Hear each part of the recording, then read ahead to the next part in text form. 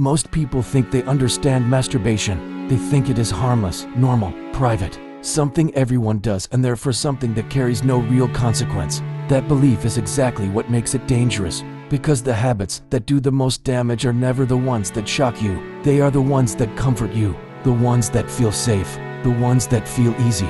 What most people never stop to question is not the act itself, but what repeated indulgence does to the brain over time, silently, invisibly, patiently.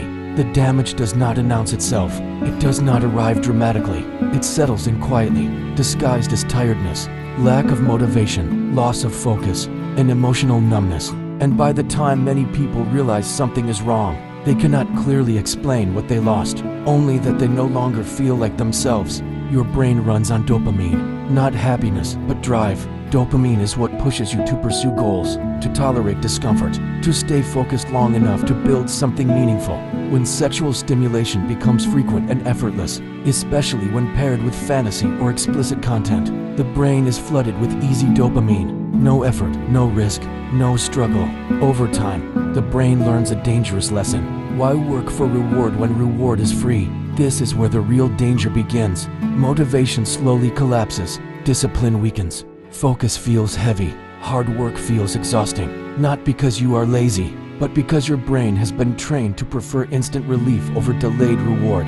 You do not feel broken. You simply feel unmotivated, foggy, restless, and dissatisfied. And most people blame themselves, not the habit shaping their brain. Over time, this habit begins to affect identity. Every repeated action teaches the brain who you are. When stress, boredom, loneliness, or anxiety are consistently escaped rather than faced, the brain learns avoidance instead of resilience. A quiet inner conflict forms. You know who you want to be, but your actions do not align. That gap produces guilt, self-doubt, and reduced confidence. Not because the act is inherently evil, but because repeated self-betrayal erodes trust in yourself. When you cannot rely on your own discipline, something inside weakens.